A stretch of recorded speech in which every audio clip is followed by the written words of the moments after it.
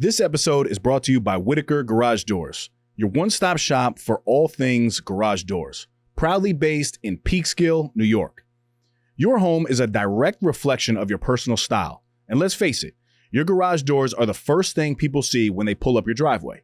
Whether you're looking for the timeless charm of a classic carriage house door or the clean, sleek look of a basic wood finish, Whitaker Garage Doors offers traditional options for every taste and budget. I can personally vouch for their incredible service. When I had my own garage doors done, I was blown away by their timeliness, professionalism, and overall respect for their clients. Jonathan, Cassara, and their entire team are top-notch, and they really go the extra mile to ensure you're happy with the final result. So if you're in the market for a new garage door or need some repairs, give them a call or find them on Instagram at Whitaker_doors. Don't forget to tell them you're a friend of Dave's over at the No Snooze podcast. Whitaker Doors. You won't regret it. Now, back to the epi.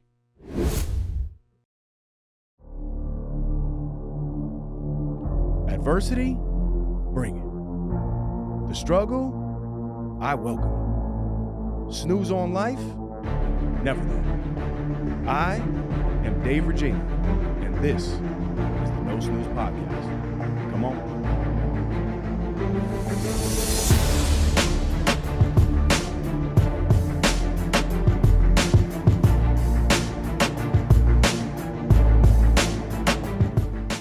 Welcome back, No Snooze Podcast, episode 209.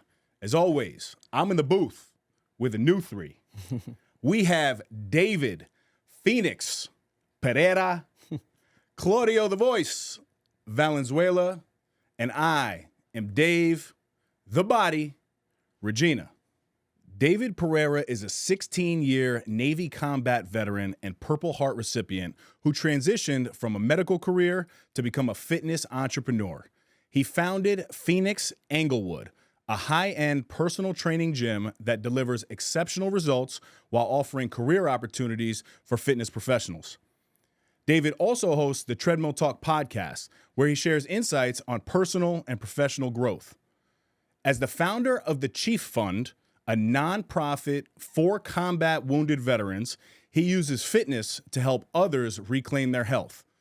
Passionate about leadership and bridging the gap between healthcare and fitness, David mentors the next generation of fitness professionals, empowering them to develop mental toughness and achieve their goals. David, welcome to the podcast, my brother. Thanks for having me, man. I'm glad to be part of the big three here. The big three. Yeah. I like it. I always like to, say how we connected with guests. Is just something that we get into. I originally found you through my brother, Jason Lacayo. Yes, shout out to Jay. Who's doing extreme work in the mental health space for not only first responders, but individuals and beyond. I saw you guys doing the podcast together, and I clicked your profile, and I saw leader and then learner. I was like, I got to connect with this guy. Yeah. I don't do that often. Yeah, I appreciate that. When you did send me that message, I was like, oh, I got to check in with Jay, see who this guy is. He's like, Dave, he's a solid brother right there. And I was like, thinking about the offer that you have to get on the show. And I was like, when can we get this on, right? And we planned it almost like a month ago, right? Yeah, we were like, let's just get it on the calendar. So I appreciate you offering that offer and getting me on the show, man. Yeah, absolutely. Before we jump into the episode, I do just want to touch quickly. We had our first ACE dinner last night. Action Cultivates Excellence. Yeah. Excuse me, which is the men's leadership group that I run with Sean Degnan. But it was just so impactful. And I want to encourage you, the listeners that are in the tri-state area, to come check us out. We're doing this monthly at the Sale House in Tarrytown. And basically what we do is we bridge the gap between masculinity and vulnerability. We learn from each other, we serve each other, and we challenge each other in a non-judgment zone. So anybody out there, I did just want to mention that. But with you, David, I want to go all over the place. So I think I want to start with your upbringing and how you decided to eventually enlist. And before you start to talk, I just want to say thank you for your service to this country. It's an admirable feat. and something that, I really wanted to do, and I never did it. So when I get an opportunity to sit next to somebody like yourself, I truly just want to say, one, I'm grateful for you being here, but two, thank you for your service, my Yeah, I brother. appreciate you, brother. Thank you. I appreciate the gratitude. Yeah, a little bit about my upbringing. I didn't know I was going to enlist. I never had like an idea in my mind that I would do that. Much like every kid who's probably like thinking that they're athletic in high school, you're like, sports. Sports is what I'm going to do in college, right? And then you're going to figure it out from there. So I played football in high school. I wrestled. I started wrestling in high school to get in better shape for football, which was my main sport, but ended up falling in love with wrestling. And that was the sport that I was like, okay, I can compete at the next level. That's me talking to myself back then. And unfortunately, I had an injury my senior year. It was like midway through the season, torn ACL, MCL, and meniscus blown out in my knee. Same time. Yeah, all at the same time. In the bikini you did this? Yeah, in the heels, But yeah, blew out my knee. I think it was October of that year. And some way, shape, or form, you hear about like an ACL surgery and coming back from that, they're like, yeah, it's a year. Like no matter what you do, it's a year, right? And I was like, but I got wrestling season. What do you mean it's going to be a year? So I tried to talk myself up, think that I was going to make it back by, February timeframe, which is time for districts, and stuff like that.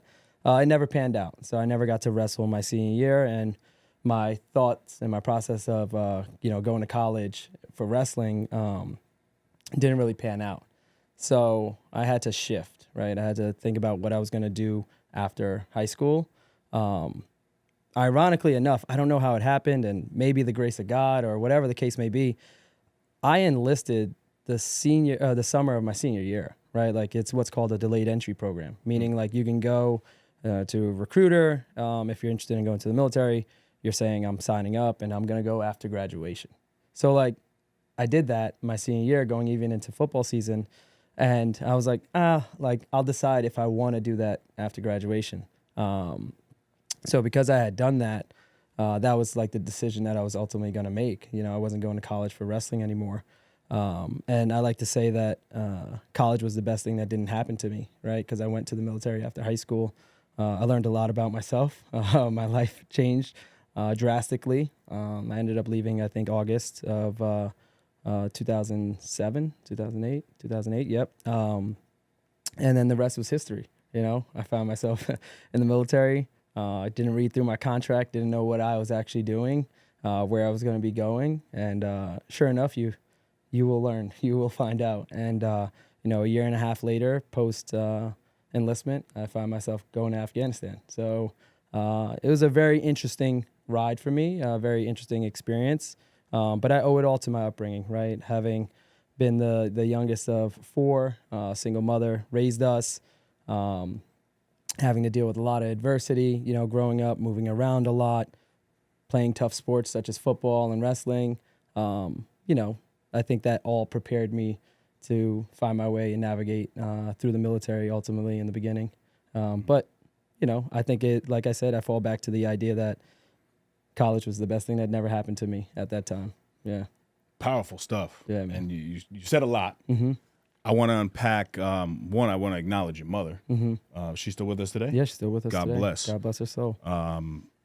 That does not sound easy. 4 kids, single mother. Yeah. I have one, and I don't know what to do with myself. So Yeah. God bless her there. Do you think that it was a good decision of yours not to actually read that contract and go through it? I'm thinking of somebody who's maybe on the fence, 21 years old, 18 years old, doesn't really know what to do. They want to enlist.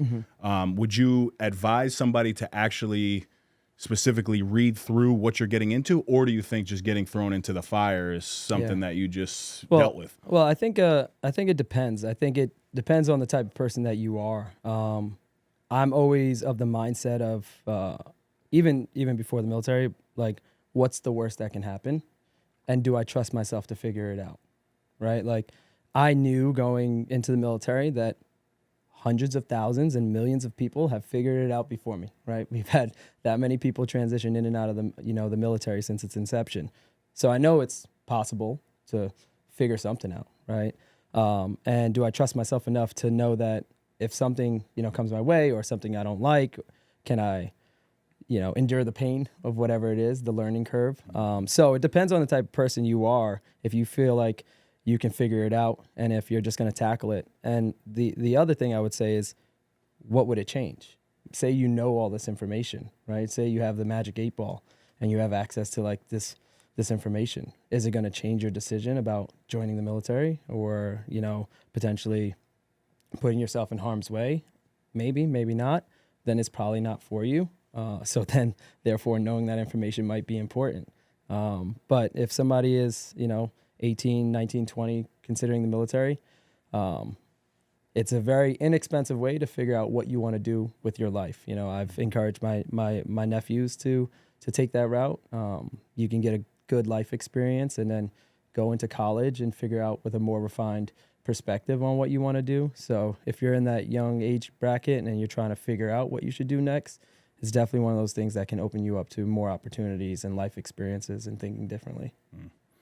I don't think it's for everybody, though. I really don't, because you mentioned something like, what's the worst that can happen? The reality is the worst that can happen is you're no longer here because you died. For sure. Right? For sure. And that's powerful, because a lot of people like myself, you like to think you're tough and mentally strong and, you can adapt. And I do believe that about myself. But, like, this is another level, right? Yeah. And I look at my grandfather, who was the most influential figure in my life, God rest his soul, naval combat veteran as well. Yeah. And I kind of always lived through him, because as I was coming up, everybody always said, you remind me so much of your grandfather. He was large in stature, and he was a bubbly guy. But then when he passed away, he dwindled down to nothing, but he taught me some of the most incredible life lessons. But he was tough. He was really, really tough. So the only thing I would say is that if you are considering that path, it's a different level of mental resilience that I'm sure, obviously, much better than anybody listening that has not enlisted. Why the Navy, though? So interesting story. I had a family member in every branch, minus the Navy and minus the Coast Guard. And I knew I was inspired in some which way, shape, or form from my sister, who was a nurse when I was in high school, my oldest sister. I was like, I kind of want to, pursue the medical field. Meanwhile, like, talk to high school, I'm like getting a C in like medical terminology. I'm like, yeah, I'm gonna pursue medicine. So in the Navy, they have a job called hospital corpsman. I know I definitely didn't want to be a Coast Guardie, right? So the Navy was the only choice after that. And I wanted to be different a little bit, right? I had, like I said, a family member in every other branch. So I didn't want to just kind of follow suit. And then for me, it was also like, I think it, in some roundabout way, this is again, 2007, 2008, I'm like, it's relatively safe, right? Like, you're going to join the Navy, we're in the desert. So like in a round way, I'm like, you're relatively. Well, hold on, Dave. 2008-ish, right? So you had the towers drop in 2001. Yep. So now we're actually in active war in Afghanistan and Iraq at that time. And you said that it's kind of safe? Well, because you think about the Navy. Everybody. Well, I mean, everybody's first two questions everybody asks is like, can you swim when you speak to somebody in the Navy? And then they're like, oh, have you been on like an aircraft carrier, right? Like they assimilate those two things with water, right? Not the desert. Right. Okay. Right. So that's what I meant. Like, it's relatively safe, right? Okay, like, It's like when somebody is thinking about joining the military, they'll probably send their kid off to like the Air Force, right? Same concept, right? Yep. So I was thinking that, I found out that my job did not necessarily shield me from anything that would put me in harm's way or in a combat environment. I found that shortly after, but that's why I joined the Navy. And then I knew I wanted to, like I said, pursue medicine in some which way, shape, or form, and that gave me the best opportunity to do so. Yeah, it was a good time. For those who don't know and maybe aren't aware of what the Purple Heart is, can you explain what that recognition entails? Yes. So it's an award that's presented to you in times of like being exposed or wounded in combat. It's awarded obviously to myself because I survived, but it's also awarded posthumously. So if someone potentially dies and is killed in action, they can be awarded the Purple Heart as well in recognition of their service. So it is not a award by any measure, and you can ask anybody who has it or anybody who knows someone who has it that someone strives to have, right? If you do get it, it's you were in the wrong place at the right time. That's what it comes down to, and that's the way I kind of define it. Sometimes when people ask, and I definitely don't want to tell my story, I'm usually like, I was just in the wrong place at the right time, right?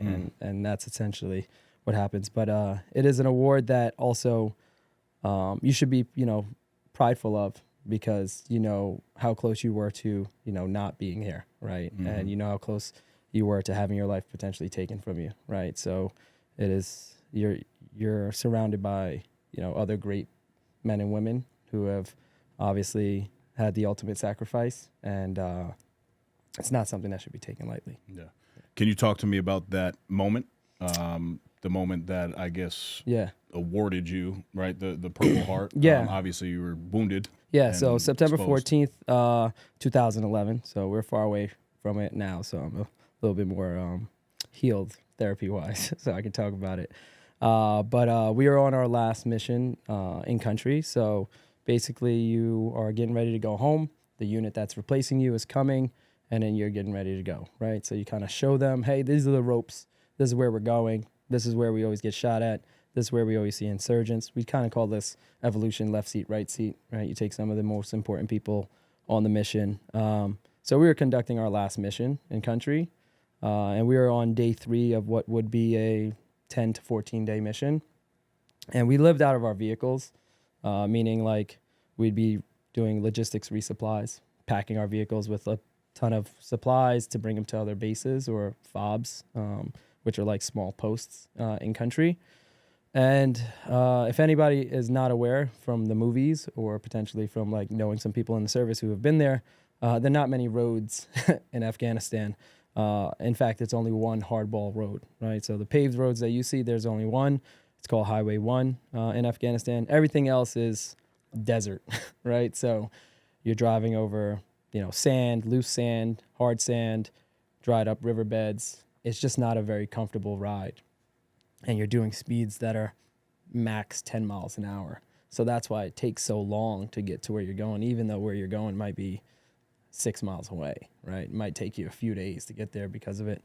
So we were traveling, like I said, on day 3 of this mission, and I had opted to be in the lead vehicle with one of my good buddies, actually my best friend, who was the driver of that vehicle. He's been the lead vehicle driver all deployment. I never had a chance to ride with him, so I kind of did some drug deals to get up there, and they were like, Doc, you can go up there. And we shut off first thing in the morning. I think it was 6, 7 o'clock in the morning, and we're traveling down this road, and we go over a pressure plate IED. So a pressure plate IED is an improvised explosive device that is set to charge when enough pressure breaks and connects the 2 charges. And this is a pretty sophisticated type thing, because it's not at the moment of first impact. It's like continuous impact that eventually connects the charges. So if you think about the logistics of that, it's meant to disrupt maybe the middle of a convoy, or the 10th time it's rolled over, right? Which can, put you in a significant spot to be ambushed or, fired upon, because now everything has to stop, right? So we ran over, I think, a 35 to 45 pound IED, which detonated directly under my seat, which nearly flipped our vehicle on its side. It was mass chaos. The first few things that you do is kind of like your training, which we've trained for this stuff. You pull your gunner out of the turret, make sure they're not crushed. You try and grab a hold of all your guys. It was a weird slow motion type thing where the vehicle was turning, the wheels were blown off 150 meters away from the vehicle. And it creates such a negative pressure because the explosion comes into the vehicle from the top that it blew the door of my driver's side open. And that's like a, 400 to 600 pound door, right? Because they're like armored. And it was a scary experience because it seemed as if he was going to fall out of the vehicle. And if he would have fallen out of the vehicle and that vehicle would have been 1 inch to the left, it probably would have fell on top of him, right, and crushed him. So it was a pretty scary experience. And that was something that, ultimately I was awarded the Purple Heart for. It was my 3rd IED blast in country. So it wasn't the first time I was blown up. It was the 3rd time. it just comes with a lot of collateral damage, right? You know, TBI, traumatic brain injuries, short-term memory loss, ringing in the ears, you know, and tinnitus and all that stuff, light sensitivity, concussion protocols, stuff like that. So we were all medevaced out of there when we got sent to like the British hospital. And then we stayed in the Wounded Warrior Barracks while our unit continued the mission for the next 10 days or so. And then, you know, I get home 3 months later, back to Jersey. And then, you know, I found out that I was put in for a Purple Heart, and I received it then. It wasn't something that I was like, you know, making sure I get this. And yeah, it kind of like altered a lot of the, you know, the rest of my, you know, military career, because, you know, you report back to your unit and then you got this, you know, this medal, you know, this award. So you're looked at differently, you know, in many different ways. And it was very interesting to kind of navigate the military right after, you know, being awarded that. You know, almost felt like you didn't deserve it. You know, you didn't need it. So, but yeah, that was the long-winded story. No, it's not long-winded at all. And you know, I just want to acknowledge you for being able to share the story. Yeah. You know, I can tell obviously it weighs on you. Yeah. Because something like that is, I mean, we can't even fathom it as a regular individual. But it must force you to grow up very quickly. What has that experience done for you in terms of gratitude to maybe a higher power, or just how you kind of move day to day? Yeah, I mean, it's grown me in so many ways. You know, I carried around for 6 years in my wallet the detonation cord of that IED. I just carried it as a reminder, you know, honestly. And it took some time to eventually like let go of that. It wasn't my identity anymore. And then I definitely knew that there was a lot more good I can do with like sharing my story, helping other veterans, connecting with other veterans, connecting with regular people as well. Listen, like whether you believe in God or you don't, like when you are in certain situations, you're praying to something, right? And, you know, we saw a lot of, you know, action in combat when we were deployed. Luckily, my job is not to slay bodies, right? That's if I'm shooting, it's a bad day, right? I'm there to save lives, not take them. So I'm not speaking from the position in which I was out there laying down, you know, suppressive rounds and, you know, going Rambo out there. I was part of the fight. I was there to make sure my guys were taken care of. In the event, you know, shit hit the fan. So when you're in those moments, you know, you're getting shot at, you're getting RPGs sent at you, you know, people are getting blown up. It's like you're praying to something, right? It doesn't matter if you believe in God or not, because you're just hoping that you survive. You're hoping that, you know, you could hold on. You're hoping that you could see another fucking sunrise. You know what I mean? Like you're worrying about the people back home. So, you know, once I was able to kind of like part ways with like, you know, carrying around that wire that held so much of my identity, I did start to immerse myself a little bit more into going back to church. Excuse me. Just trying to worship. And it's so interesting that like when I did do that, I'd listen to worship music and just break down. Right? I wouldn't even need to like open the Bible. I'm like, man, I got so much stuff like built up inside of me. And it changes you, right? It changes you. But that's, you know, it's almost like shedding a skin, more or less. And it's good because you know you're capable of growth, right? You're capable of like putting down the thing that you were carrying for so long. You know, it's constant though, right? It's constant. And, you know, I tell the story, I relive it, I smell everything, I hear everything. I mean, it's clear as day. You know, me and my buddy, we talk about it. You know, one part that we remember so vaguely, I was sitting in the back of the truck. I'm the only person in the back of the truck. We got a gunner, somebody who's sitting basically shotgun in the driver. So it's four guys. And he's like, he had a dope setup, like the Bose speakers in the vehicle. And he's like, Doc, you know, pick a song, right? Like, go ahead and play. And I was like laying down like this. and then I sat up, get the iPod, and then I put on like Wale and Lady Gaga chillin', like just this is 2010, 2011, right? And then like 10 seconds into that song, boom, right? And like had I not sat up, had he not like, it's like, Doc, do this, like, dude, I don't know where my head would have been. It would have rang off, you know, just being right on top of that. So it's just like so interesting that I relive it. You can smell it, you can hear it, you can feel it, right? But it definitely gave me more gratitude. Be grateful for, you know, the people that were back home, the people that supported you, because they're fighting a fight too. You know, when you're out there, it's just a different fight, you know, and it's equally important. Yeah. Are you looking to elevate your brand with captivating visuals and immersive sound? Look no further than the home of the No Snooze podcast, Kai Visions Productions, your go-to destination for cutting-edge audio and video production. At Kai Visions, we don't just create content, we create experiences that leave a lasting impact.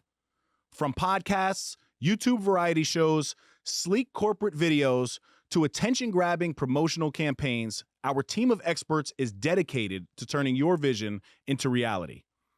Choose Kai Visions for a production experience like no other. It's time to make your brand known. Contact us today at kaivisions@gmail.com or find us on Instagram at Kai Visions. Kai Visions Productions, where audio-visual excellence meets innovation. Now, back to the Epi. Powerful is the only word that I could, really say here. But also, I think, I'm relating this now to a regular civilian, right? But the tactic that you utilized in letting that string go after 6 years is something that I actually practice. I was holding on to a lot of resentment from a past relationship of mine.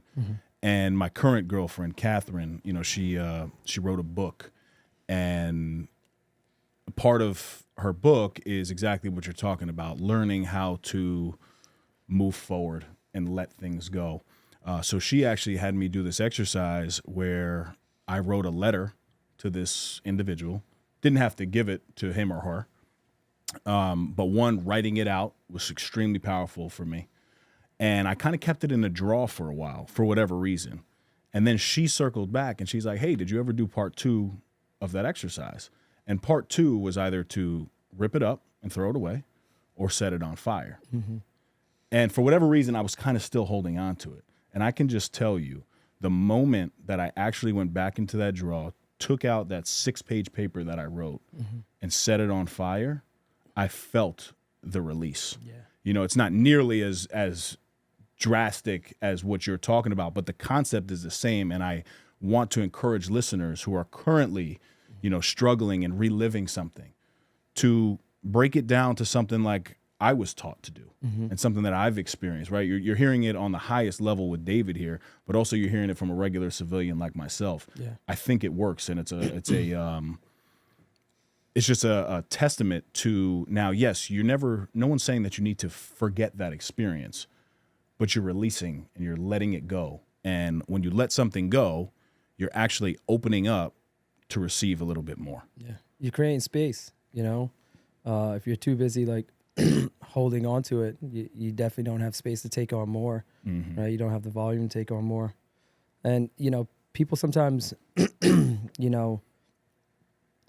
we all do it. We play different roles. We have all different identities, right? You're a father, you're a business owner, you're a mentor, right? Like these are all identities, right? And sometimes we have negative ones that don't serve us, right? And we still carry it around.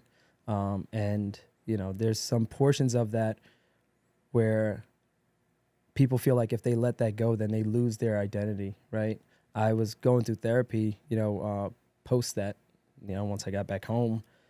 And obviously, at some point they diagnose you with PTSD, depending on like the symptoms and everything like that and the occurrence.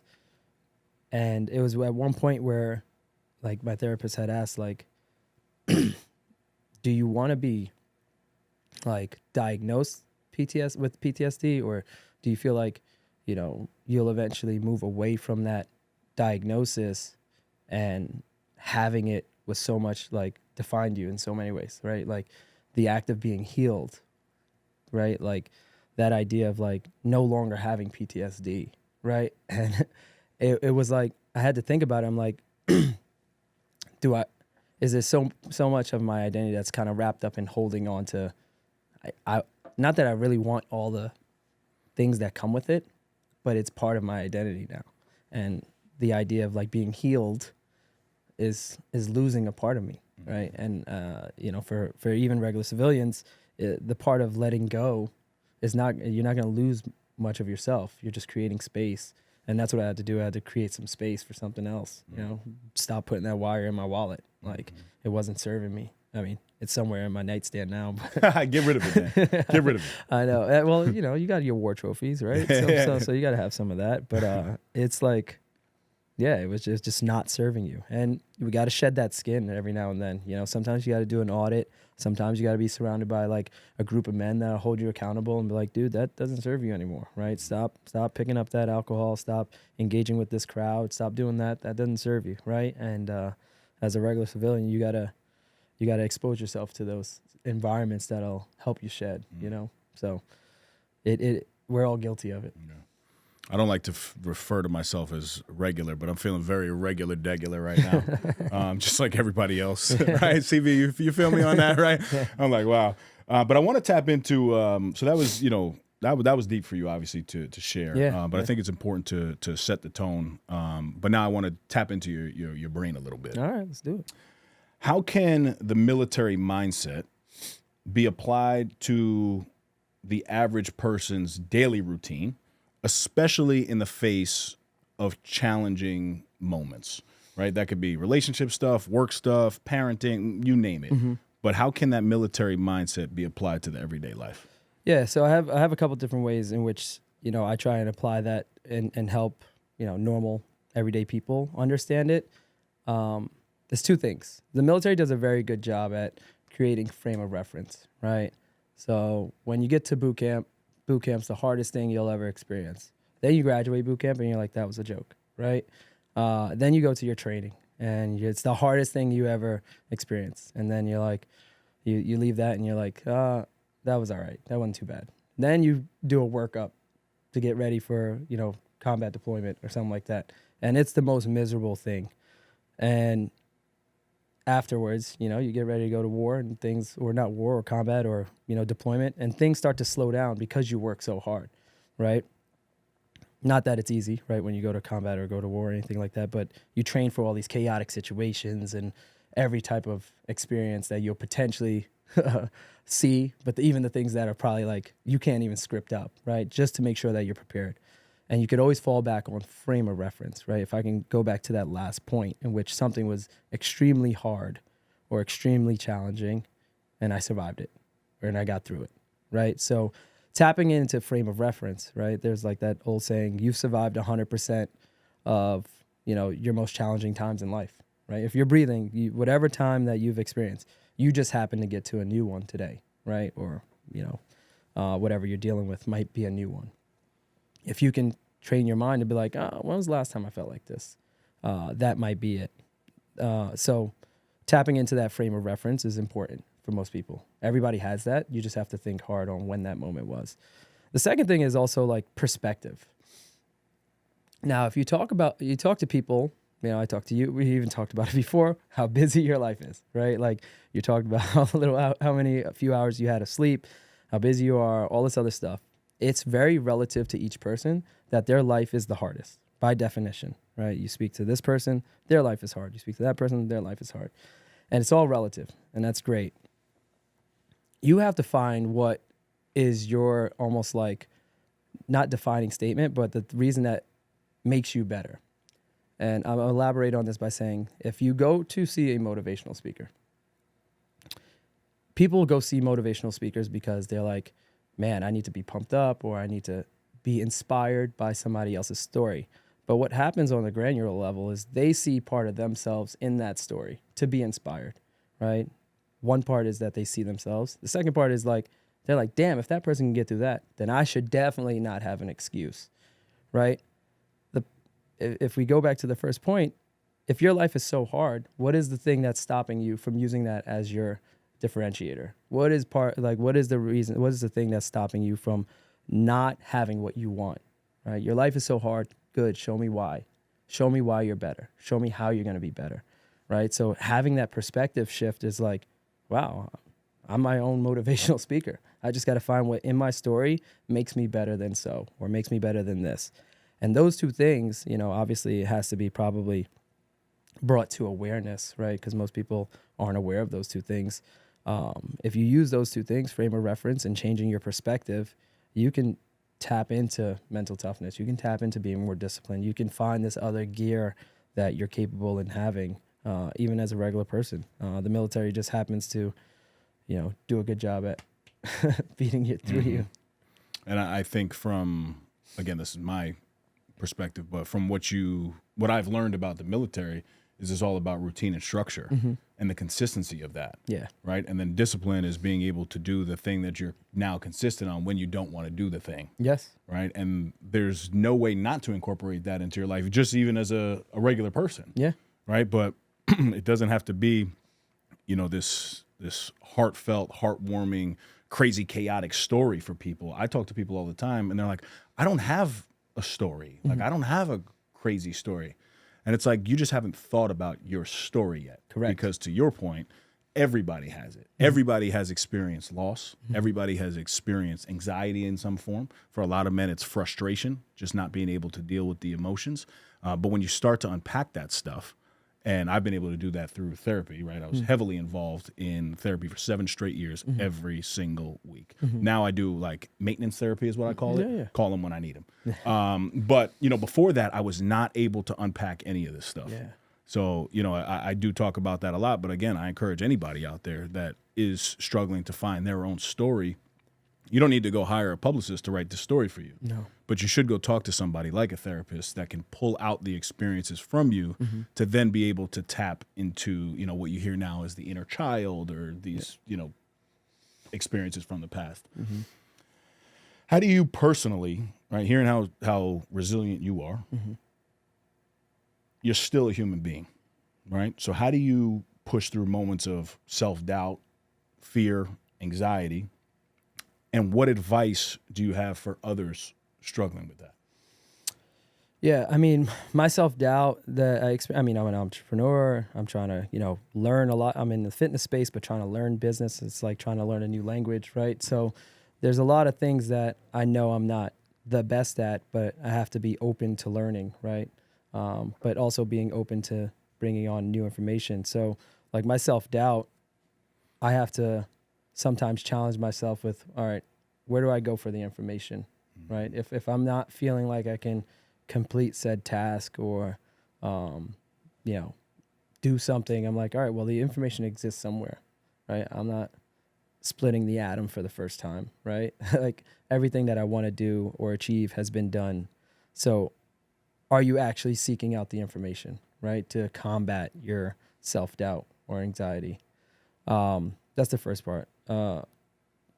Second part is like, I just got to be, patient with myself, right? Like some people aren't patient because they're putting so much pressure on themselves, or they think society's putting pressure on them, and you create your own anxiety, right? Because you're like, I got to hurry up and do this, or I got to hurry up and do that. And it's like, says who, unless you got a deadline or unless so-and-so is paying your bills, like you don't have to, right? So be patient with yourself. Most people aren't doing that. So they create this environment in their brain where they're like, I don't know, they just need to hurry up, right? I don't really do that. I have to really sit myself down and sit into that. What was the second part of that question? What you said, what tips? No, yeah, but like how somebody who's struggling with that, what would your advice be to them? Yeah, I mean, you get better, with self-doubt and obviously anxiety with doing, right? Some people seem so like they sit still and wait for the most perfect information, and you got to be a hard target to hit, right? So you got to be educating yourself. You got to be doing the work. Sitting still is what leads to an idle mind sometimes, and obviously there's a time and place for sitting still and being in the moment, but anxiety is sometimes created when you have too many decisions, not enough information, right? And if you look at it that way, you're never going to have enough information. So the goal is to continue to keep moving, right? Keep moving with the task at hand. And that's what I encourage people to do. It's just kind of like, think about why you're set back. Think about why you think these negative thoughts. Do you have proof of it, right? So the self-doubt that you have that I'm dumb or I'm smart or I can't learn this thing, I'm like, what evidence do you have to support that claim? And if the answer is none, which more times it's not, then keep on moving. It's fake, I like the moving target analogy. You got to be a hard target to hit. Yeah. I'm a big dude though, so I probably get hit pretty Just quick. turn sideways. I got to get skinny real quick. That reminds me of one of my favorite sayings of all time. I don't know who coined it, so I mean it's become something that I say now, but action alleviates anxiety. Correct. Right? So just thinking of that moving target, you got to be moving. Yeah. Because if you're stagnant, you're going to get hit. Yeah. Right? I've also come to the realization through my own experiences that a lot of us aren't fatigued. We're actually just not focused.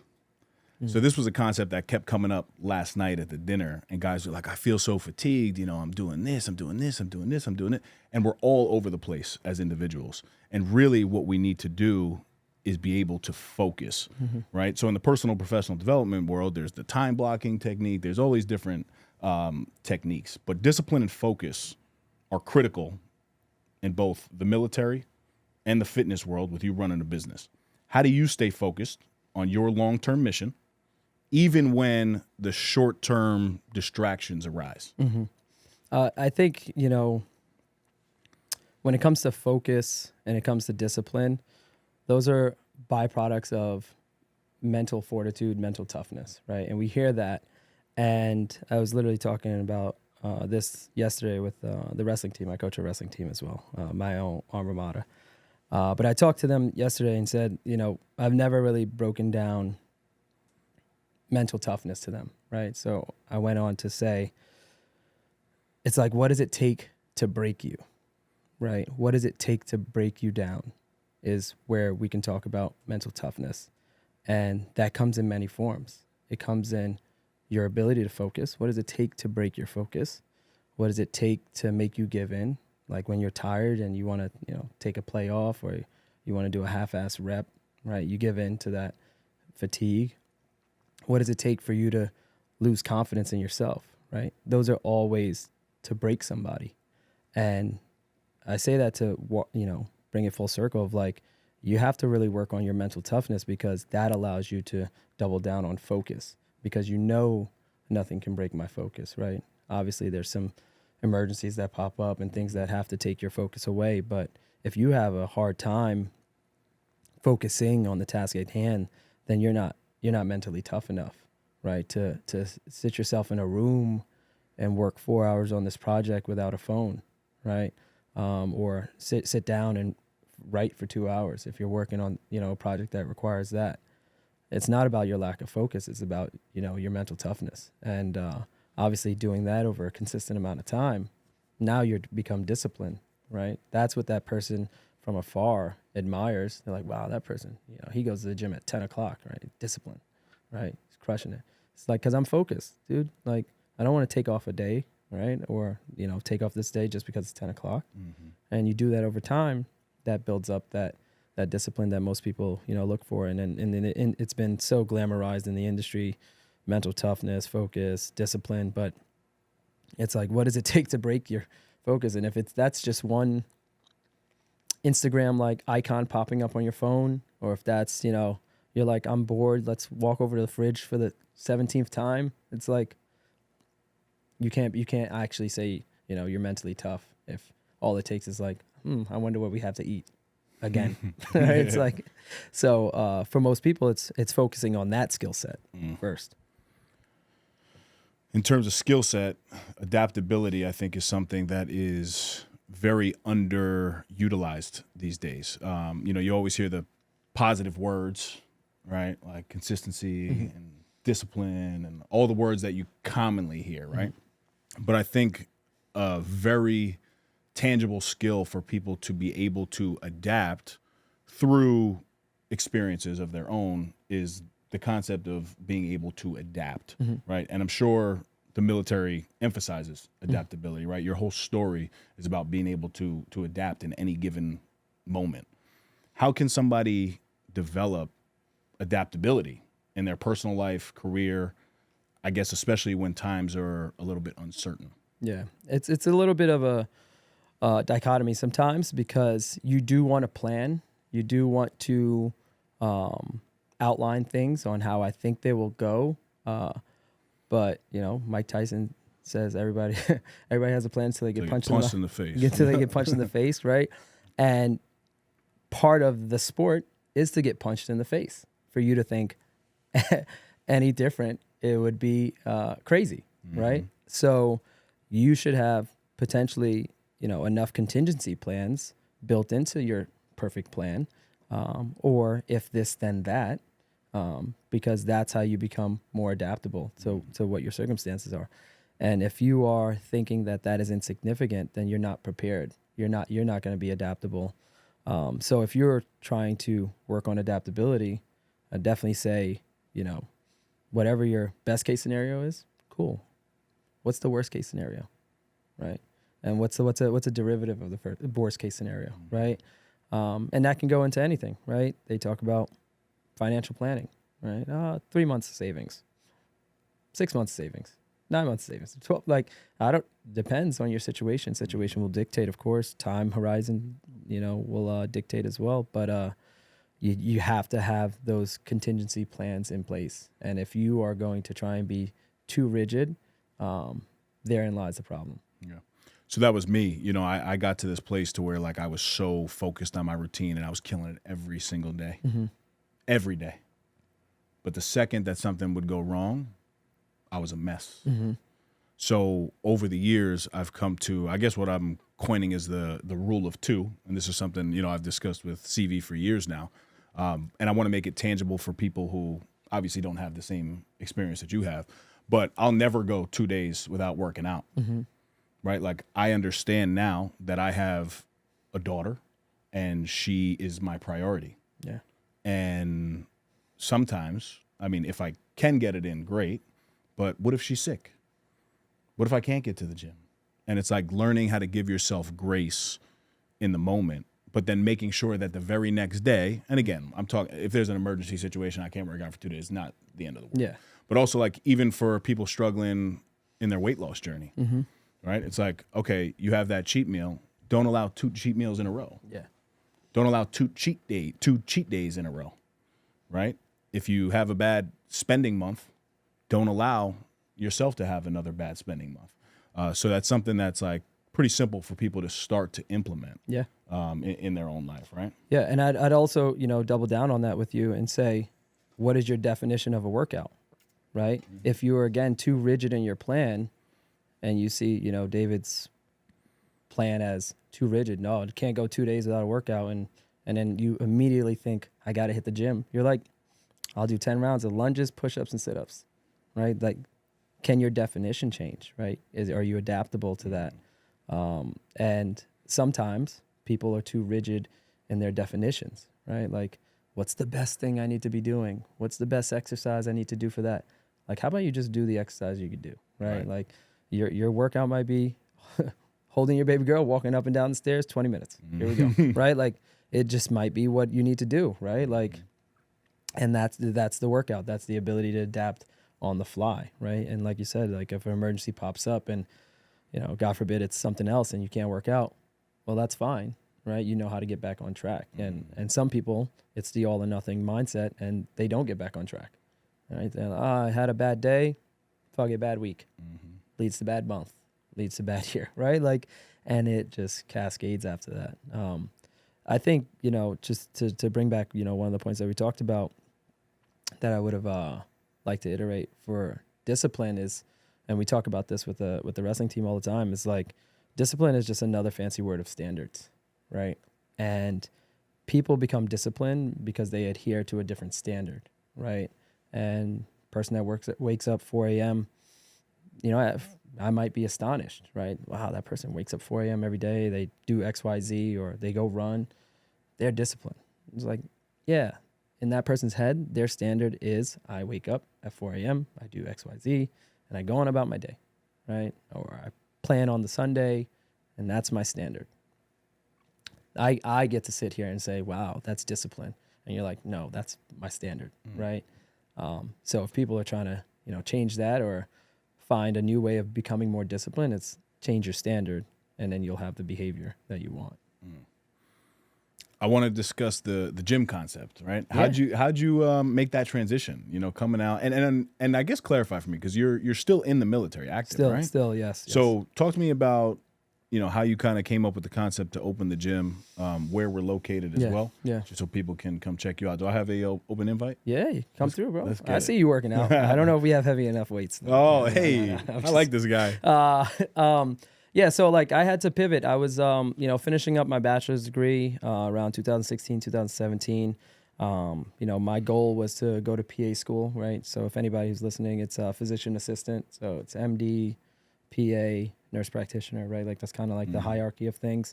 And I was like, all right, in my head, I'm like, I'll go PA, then I'll go potentially active duty in the military. I can stay operational, I can do fun things still, with practicing that level of medicine, on the front lines and whatnot. And, if anybody who's ever taken a science class in college or if it's a science major, it's like you're hammered by lecture and then like 7 hours of labs, right? Like, so your time's eaten up. So the only thing I was able to do was, work in fitness, right? Because it has the most flexible hours. You kind of can set your own and kind of make a, decent living if you're, putting your way through school. So I was in fitness. I was personal training. I was coaching CrossFit a little bit, doing some classes here and there. And I just happened to be at a facility that exposed me to a lot of like business-centric people, right? Corporate professionals. I'm talking, people, millionaires and billionaires, right? Like, you're not always exposed to that kind of, one, wealth, but two, like, even these people work out, basically. And I was able to do a good job. I had a different life experience as a, 20-something-year-old, 24-year-old personal trainer that had this life experience of having to go into war and come back, right? Like, so I'm connecting with people on a much different level than my peers. And so that's important because if I'm trying to affect change in someone's life, it's sometimes how well do you connect to them? How well do you relate? And then how much do they receive the information that you want? And in a coaching situation, weight loss or, fitness, people need to connect to you in order to see some of that change. So I ended up, doing a good job, got a lot of weight loss clients and people who were pretty successful with that. And, I made the decision right up to graduation of that year. I was like, I'll just double down on fitness, right? And not because I love fitness so much, right? Like I do like fitness, but I love the business behind it. I love like the economics behind it. I love like learning something and how it can grow, how it can be a multiplier, right? And stuff like that. And I knew like practicing medicine, it gave me like I learned combat medicine, right? So emergency surgery type stuff, right? There's a certain level of gratification if you do your job at a high level that you get if you save a life, right? If you sustain a life, right? I was able to feel some of that with helping making impact on people and their families, right? People losing, weight, coming off blood pressure meds, and their families become more active and more fit. Their kids doing it now, and I'm like, wow, you really make an impact. That's just like a byproduct of being in the business side of it. So I was like, I'm gonna double down on this fitness stuff. And from that moment on, I just started to create data points in my head of like, if I had my own place, I'd do this, I'd do that. This is what it'll look like. This is what it'll smell like. This is something that we'll offer to clients. And, I had the opportunity to do so, branch out on my own. And I did, all in on me. Awesome. Now, is this a membership-based gym, or is this somewhere like if I'm a personal trainer, I can come and train my clients as well? Is it a mixture of both? Like, what's the model? So it's a private personal training studio. So we only offer gym access to the clients. So if the clients are training there with a personal trainer 2 days a week, they can use the gym the other 5 days a week. Outside personal trainers come in? No. So we are trying to build under one umbrella, right? So, with the realm of personal training and the field in general, what we're trying to do is create a lot more structure for the trainer, right? And I'll elaborate on that by saying there's low entry to become a personal trainer, right? You can do a certification over a weekend. You can start training people. You can actually not have a certification at all and tell people that you want to train them, right? It's mind blowing. So what we're trying to do is professionalize the industry in a way. And one part is training clients, right? The macro level. The next level up from there is having corporate clients and corporate accounts. The next level from there is having executive level clients, right? People who will need your assistance on the fly, right? Travel with me type level, right? That in lies a career path now for a trainer, right? I don't have to worry about keeping up with attrition year over year. We're having, 20 clients and then losing clients, then 20 clients again, then losing clients. I want to have a stable 10, one or two corporate clients, one executive client, and now I can continue to, not trade time for money all the time, right? And the process of doing that allows other trainers to come under, right? And allows other trainers to ascend basically into a more professional role, because I am of the mindset that fitness and personal training is unfortunately a young person's game. And I say young person is because people who partake in it, they usually adhere to what's the youngest thing on the block, what's the coolest thing on the block, what's the sexiest thing on the block, and I'm gonna be washed up soon, right? So the goal is to migrate into a corporate structure, migrate into an executive level, right? And then mentor the younger group under, so they can continue to bring in their own, clients and continue to build their portfolio of business. And by doing that, you now allow a trainer to come in and say, okay, how do I get from this level? And how do I get to, a junior level to, from an associate level to a managerial level to a partner level? Not, do I have no clients and now am I busy, right? That's too binary. So we don't allow outside trainers to just come in and train people there. You have to be wanting to plant your flag under the, FENIX brand and grow and see yourself in ownership one day, not how quickly can I make money? How fast can I get 2 clients, yeah, that's part of the process, but the goal is to understand the longevity in this game. Yeah. Sounds like a great system. I mean, it might not be for everybody because people are trying to make a quick buck, Exactly. but I think you're gonna entice somebody that's more like yourself, right? And that's huge, I think, as a business owner. Finding the perfect home is more than just a transaction. It's about finding a place where your family can grow, feel comfortable, and thrive.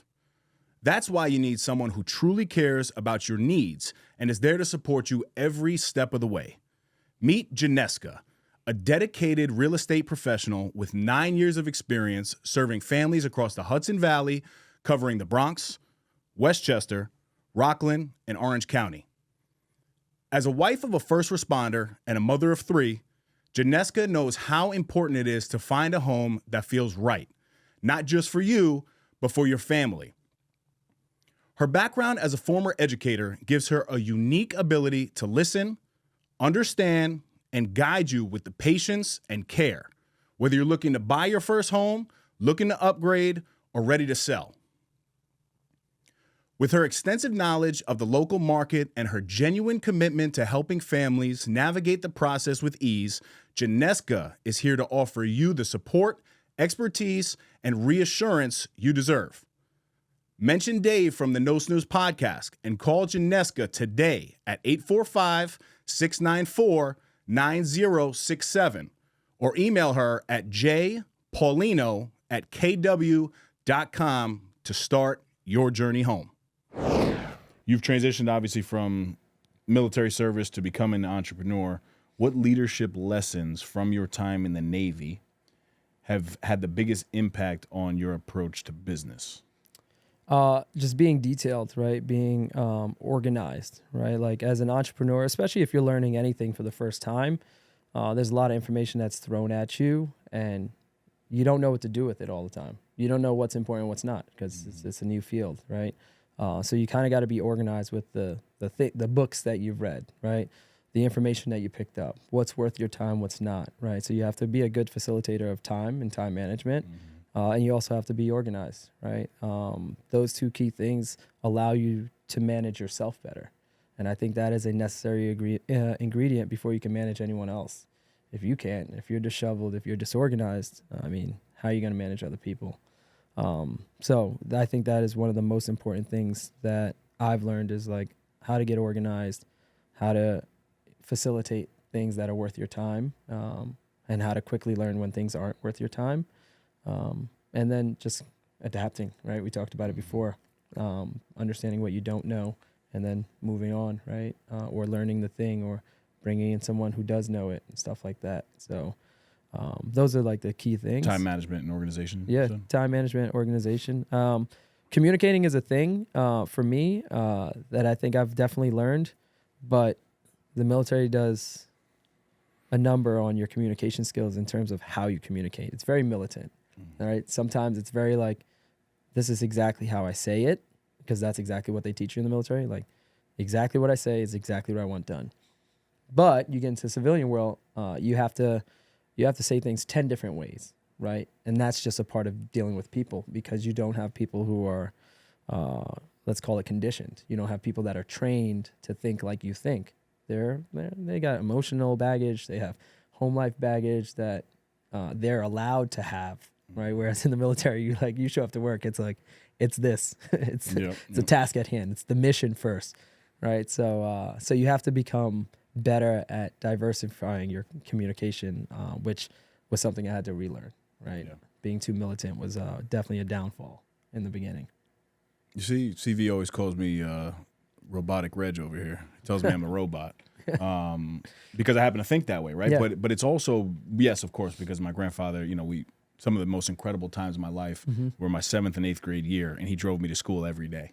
So the conversations that we were having, I mean, I wish I had those conversations to look back on. But you're talking about time management and organization. And this is coming from somebody who has the most, traumatic experiences have happened to you.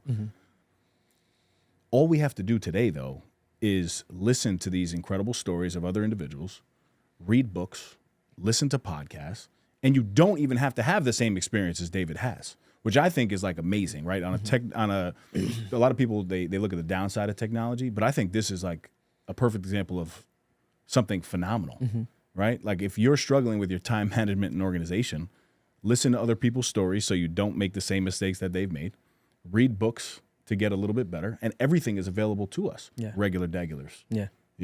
I think the access to information is obviously, it's crazy, right? Like 20 years ago, if you struggled with time management, like you probably wouldn't know. You would just probably suck at it.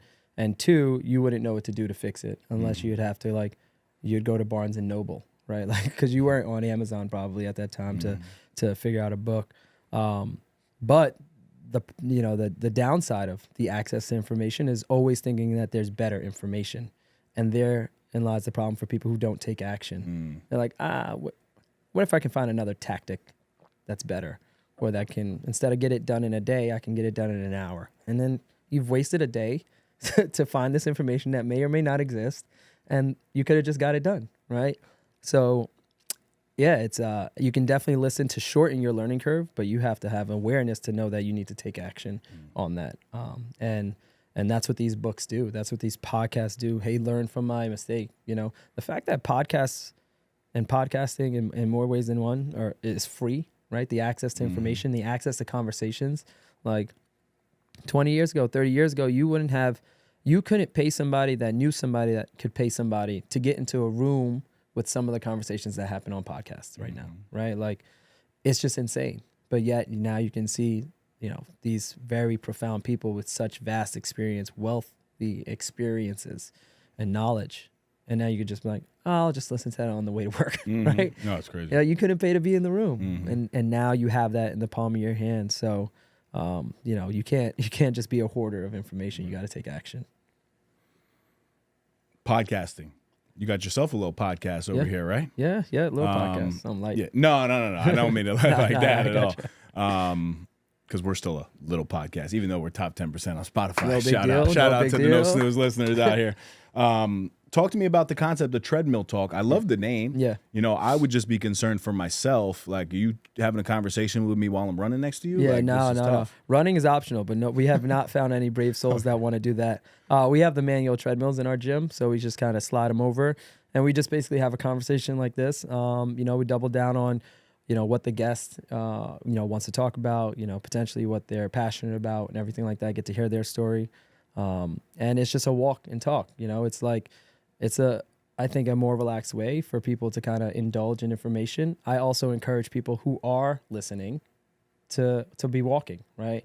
You can be at the gym, you can be on a treadmill, you can be walking outside, you know, podcasts, like you said, we can listen definitely on the road and on the go, but I want people to know that you can multitask, right? You can go get some fitness in, and it doesn't have to be music, right?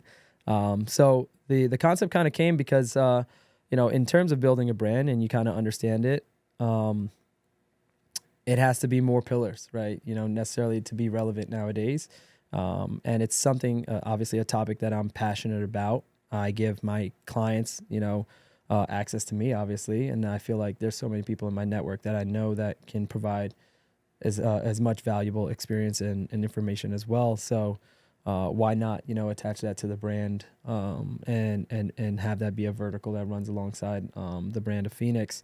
And, it's been good so far, right? We get some people within the health and fitness space, business space, you know, Jason was, you know, one of those guests that we had on there, and that show went really well. And, yeah, it's just important to kind of share that information. And I feel like if you can help one person, you're always doing your job, right? If one person can learn one thing from there, you know, you've done your job, right? And that person might be so close to a breakthrough of whatever it is that they're going through. So, you know, it's not necessarily something that you're thinking that you're going to retire off of, right? It's something like, how do I continue to help? How do I continue to put more value into the ecosystem? And I believe it'll pay off, you know, in time. And then I also believe that, you know, it's unique.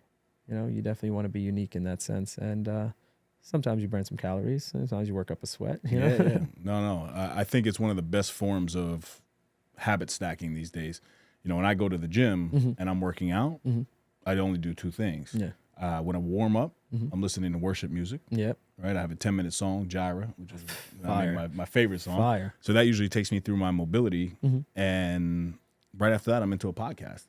And now that I'm thinking about it, one of the moments that changed my life was an Ed Milet, Tony Robbins podcast that I listened to on the treadmill. And this is back in probably 2016-ish, 2017 when they first started. I think Ed Milet's been, you know, out for like 8 years now in terms of his podcast. And from that day forward, I never listened to rap music in the gym again. Yeah. Now, don't get me wrong. I mean, by never, I mean like 96% of the time, because there is some times that I need to throw on some Jada and, you know, get busy real quick. Yeah. But it's one of the best things that I've done for my life, because it's like you're already doing one thing that's positive in terms of working out. And now if I could just actually do something positive for my brain while I'm working out, I almost think it's like a superpower. Why not? And now you do that over a period of time, and the knowledge that you're consuming while you're already doing something, I think it's just a miss for people like to not be doing that. Oh, 100%. And you're less likely to space out too, right? You listen to music, and you know what I've noticed is my 2-minute break becomes a 4-minute break, and becomes a break that I end up on like social media in between. Like you're listening to a podcast, you're listening to the words, and then you're like back into your set, right? You're like not distracted because it's like task at hand, right? And like you said, it's like you're doing something good, you got endorphins firing off. It's like, why not consume information at that point, right? Where you can, you know, let it sink in a little bit more. Super important. I've been doing it and I like it. It's not for everybody though, not for everybody. And you'll have to find out when that moment is for you and how to maximize, of course, but definitely something that I will continue to double down on. Yeah, absolutely. Unpack your foundation for me a little bit, right?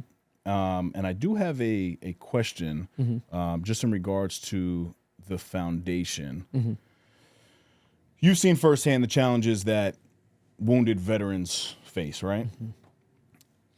Now, what can the broader community, right, so people who are not wounded veterans, do to support veterans a little bit more? And then walk us into, you know, your foundation and kind of how you created it.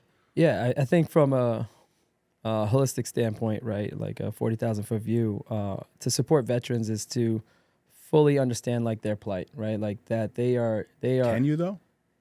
Well, in order to understand it, obviously you would have to experience it, right? But you don't, so you can't. But it's very hard to find somebody who doesn't know a veteran, right? So at this day and age, we all know someone that is either in the military, used to serve in the military, kind of transition out of the military, whatever the case may be. And you know that it's such an important part of the American culture, patriotism and whatnot. It's hard to fully understand, what they've gone through. And in one sense, it's also hard to understand how much help and assistance, veterans may need to fully transition, right? I don't want to make it seem like it's a sob story and, we need pity, veterans need pity. But the transition from being in a construct to trying to transition to be in like civilian life is very hard, right? When you've been programmed and conditioned, not in a negative way, just in a way that this is what the job required. Protection first. Yeah, always. this is what the job required. And now you need me to assimilate to this other way. It's very hard, right? Mentally, physically, emotionally, spiritually, financially sometimes, right? Because, we're used to being paid on the 1st and the 15th. We're used to having, birthing and housing. We're used to having 3 hot meals a day and not having to worry about it, right? And then you got to transition back. And it's almost like you lost some of that life skill, right, that you needed to learn.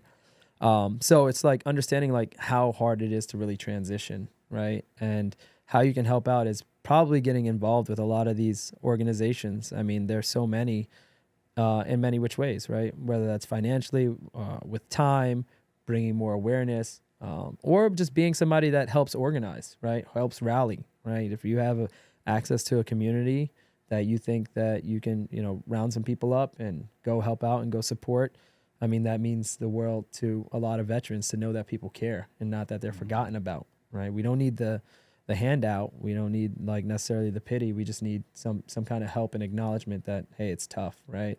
And we're not forgotten about. And, how I came to, create or find the Chief Fund is I came back from deployment, I think 2011, had my Purple Heart awarded to me. And then, I went to my first Purple Heart meeting. Right, that's what it was, and it was in New Jersey, Paramus at the Veterans Home. And I looked around the table, and it was all these older guys, right? Vietnam. I think we had a guy from World War II. I don't know, maybe somebody from the Korean War, Desert Storm, right? All these different contingencies. Not one person from Iraq or Afghanistan there. Now, meanwhile, like we've had, I don't even know how many thousands of Purple Hearts awarded during Iraq and Afghanistan, but just no one there from like my contingency, right? And that said a lot, basically, to me. That said, like these older gentlemen, these older veterans, they clearly care to continue to pass on the legacy of what it means to be in the Purple Heart Foundation, to be part of the chapter, of brothers who have experienced some things that you have. And then the second thing is that I don't know if there's enough awareness to my generation that this exists or that this organization needs help, right? So, this was when I was doing CrossFit, back in 2012. I went over to the owner, good buddy of mine, Tim, of Max Ability. And this was like I was interning and coaching, and I was like, hey, I kind of want to do this event to raise money for the Purple Heart chapter. And he's like, cool, like have at it. It's yours. And him and I kind of went to the drawing board, thought up of a workout, tried to find, if anybody's familiar with CrossFit, they do a lot of hero workouts, right, that are named after like servicemen and women, first responders, most of which have, passed away, right? And it's basically to honor their memory. And we found the Chief workout. And the Chief workout was 3 minutes on, 1 minute off of 3 power cleans, 6 push-ups, 9 bodyweight squats. You do that for three minutes, take a 1 minute break, and you do that times 5. So it really becomes a 15-minute workout. We said it's great. It's 3 movements, it's easy. It'll be a deep burner, stuff like that. And it'll give people kind of like something to shoot for, right? Like you're racing, you're competing, and stuff like that. So we ended up doing this workout in the middle of a parking lot, right? Because we used to be on the second floor of a gym. We did it in a parking lot, which was sat in the middle of these two roads, and then there was a park. And I think maybe it was probably 30 people that did the workout, maybe even 40. And we're just slaying our bodies in the middle of the parking lot. And then next thing you know, fire truck stops, another fire truck stops, police officers stop, a reporter comes, and they're like, I just had to find out like what you guys were doing here. Like I just see a bunch of people working out. And then firefighters start doing the workout like in their gear, and we post up, take a beautiful picture on the fire truck afterwards.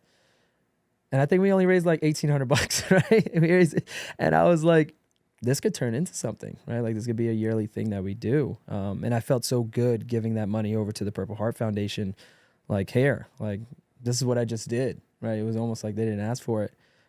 So yearly, it became an event that we did on or as close to the day that I received my Purple Heart. So we typically do it on the, in the second week of September or close to September 14th. And, year 3, 4, 5, we started to hit it and, raise, $15,000, $20,000, all from this one event, got on, NBC and got interviewed for it and started to bring a lot more awareness around it. And, it was around year 7, I decided to turn it into its own organization. We're still doubling down on doing the chief event, right? We do some pop-ups here and there. We're still going to double down on doing like the big event. And then right now I'm at a phase in which I'm trying to learn how to run a nonprofit organization, how to help others out. So what we're basically been doing to help out veterans now is, we take in veterans now who may need help and assistance. What we're trying to do is pair them up with fitness facilities or, fitness and health communities to get them back in the fight, right? And what I mean by that is like you got to be fit to fight. And one of the biggest things that happen for veterans when they get out of the service is that their health, it definitely takes a back seat. There's no more 5 a.m. wake ups to work out and go PT with your brothers and sisters. There's no mission that you need to physically and mentally prepare for. So their health, takes a toll, and then that starts to eat away at your mental health, which we know. So the goal and the initiative is to kind of get them in a health and fitness community that can help get them, in the right mindset to be able to take on any kind of assistance that they need next, right? I need mental health therapy. I need to work on, some of my addictions or anything like that. And that's, I think, is an important ingredient to that. And then we've also just donated to other organizations to help, bootstrap them and get them ready to get their stuff off the ground as well. So that's basically how we've been working with veterans. A lot of fulfillment there, right? Like just Tons. doing that. That's a beautiful thing, man. Tons. I imagine that I'll be, where these gentlemen will be in, 20 years time, 30 years time, where we'll be talking about Iraq and Afghanistan, from a Purple Heart recipient, from a combat veteran, and would want to carry the torch, and I have a responsibility in many ways. I feel like I have a responsibility that if I've ended up where I ended up, and I'm a little bit more fortunate, I didn't lose any limbs, right? Like stuff like that, I'll take on some of the load to carry for other veterans, who couldn't necessarily advocate for themselves, or mentally came back and they're not right, or physically came back and they're not the same in which way they left. So I'll gladly take on that weight to carry that. I feel a responsibility. Just hearing you, sitting next to you, I think everybody can take on a little bit more when it comes to veterans and acknowledging it. My daughter, she's 4 years old, and she already knows, when we see somebody in uniform, we say thank you for your service. If they happen to be in front of us or behind us and we're in the local pizza shop, Starbucks, whatever, I pay for them. But little things, right? Like that's not enough. Yeah. So I challenge myself to get involved in what you're doing. Yeah. I would love to support you, through Action Cultivates Excellence in any way that we can. So we got to further that conversation. Yeah, sure. You familiar with Frank Vos, Reps for Responders? He's involved with Jason, and so same sort of concept here for the first responder community. But a great connection, and that's something that we've been blessed to partner with Frank on these things. So there's certainly room for us to do same with you. For sure. Jay and I talked a little bit about it. Yep. Reps for Responders, they're doing some great things for the brothers and sisters in law enforcement and first responders. So it's great. It's great to hear. Yeah, man. As we wrap up, I definitely just again want to acknowledge you for coming out and answering my DM. You were probably like, "Who's this weird dude in my DMs?" I typically don't do that, Dave. So that's a pat on your back there. Thank you. I appreciate it. But truly, man, thank you for the conversation today. Thank you for your service to the country and also just what you're doing even through regular conversations. Yeah. I think it's more impactful than you realize. I think you're an inspiration and a source of encouragement for many people. So I continue to challenge you to put yourself out there, and anything that I can do to help further that, I'm here for you. No, thank you for, again, the invite. I mean, you got to be open for this is why we got to be a moving target, right? Opportunity comes knocking at your door. I don't know who I can help by having this podcast. Somebody in your men's group, potentially could be helped by some things we talk about here. And it's important, right? We could all be a ripple effect, if you're open to opportunity and open to helping people. So thank you again for having me on. I mean, I think we talked about a lot of good things, and I hope we help a lot of people. Absolutely. Just please look into that camera and let everybody know where they can connect with you and find you. Perfect. You can find me on Instagram, D, and then it's 2_ Pereira, Pereira. My gym is FENIX Englewood, so FENIX.Englewood. And then the Chief Fund is the Chief Fund on Instagram as well. We can connect in that way. You can hit me in the DMs. You see I answer, eventually probably I answer. But yeah, willing to connect. If anybody wants to hear a little bit more about my story, or if you have veterans in need that can benefit from anything that the Chief Fund does, I'm here. I literally have people reach out to me and say, "Can you speak to so-and-so?" And I don't have a relationship with them. I'm like, get them on the phone, right? Like I'll talk to them. So I'm here. I'm an open door policy kind of guy. So however I can help, I'll try and help. But feel free to follow me on any of my social media platforms, and let's connect. David, thank you, my brother. I appreciate you. Guys, I just want to encourage you to share the show. We're growing only because of, one, you guys listening, but also you're sharing it. So if there's something that hit with any episode or David's episode specifically, send it to a friend. Let them know that you're thinking about them. Whether you listen to one episode or 209 with David Pereira, we're extremely grateful for you. You can shop the latest merch at nosnoozeshop.com. And until next time, stop snoozing. Get up and get after it. Dave, you made me feel real soft. Thank you guys for tuning in. That's another epi in the books. You can follow us on Instagram at No Snooze Podcast and leave us a 5-star review wherever you listen to us.